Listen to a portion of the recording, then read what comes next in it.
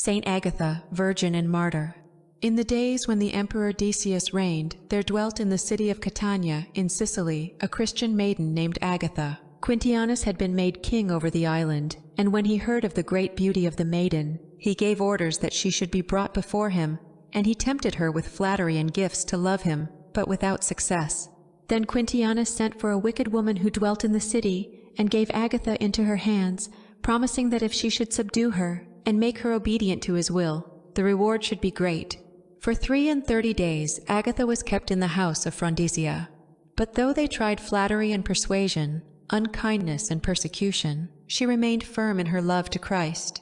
So the woman sought Quintianus at last, and said, "It would be easier to dissolve the rocks, and cause them to flow like water, than to conquer this girl, and subdue her will." The ruler was very angry then, and commanding Agatha to be brought to him, he cried, "Who art thou, audacious girl?" "I am the servant of Jesus Christ," she replied. Then Quintianus answered, "Give up thy faith, or I will have thee tortured." To which Agatha responded, "If thou shouldest throw me among wild beasts, the power of my God can make them gentle as lambs. If thou shouldest tear my flesh with scourges, the Holy Spirit within me would render thy tortures harmless. And if thou shouldest light a fire to consume me, the angels could quench it with dew from heaven."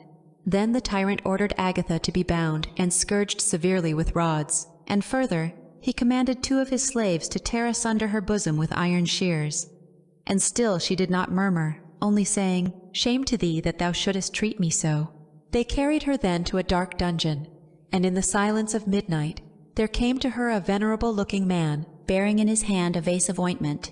It was the holy apostle St. Peter, and the youth who walked before him was one of the angels. But Agatha knew it not, and such a glorious light filled the prison that the soldiers fled in terror, leaving the door open. One of them cried to St. Agatha, "Arise and escape," but she refused to fly from the crown of martyrdom. St. Peter drew near and said, "I am come to heal thee, my daughter." Agatha drew her veil more closely over her wound and replied, "If it is the will of my Lord that I should be healed, he will himself heal me." But when the apostle said he had come from Christ to minister to her, Agatha received his help, and with the heavenly ointment he restored her breast and healed the wounds which the stripes had made in her body, and then disappeared, while the maiden knelt and thanked Christ for his mercy.